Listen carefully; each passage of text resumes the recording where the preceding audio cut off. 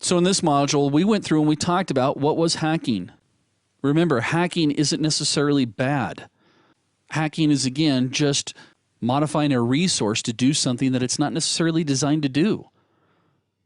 We also talked about what is an ethical hacker. So you can see that when I mentioned before that when I tell people, I teach ethical hacking, everyone's always like, ethical hacking? Isn't that an oxymoron? It's because hacking has such a bad stigmatism to it that people immediately assume bad things. And so ethical and hacking, that's almost like government efficiency. Thank you. Thank you. Yeah, you got 2 of them this time around, didn't you? Remember, an ethical hacker is someone who has the same skills and the same knowledge, but is actually doing this for more of a protection.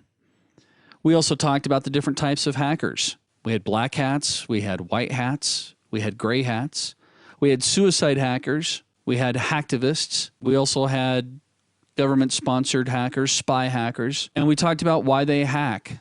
Usually it's because they have like congestion in their chest. Yeah, see, that's a 3rd one. I know, folks, the jokes don't get any better. And I know what you're thinking. I should probably hack my jokes to update them. I'm just kidding. And then, of course, we talked about how does hacking influence companies. It can be catastrophic.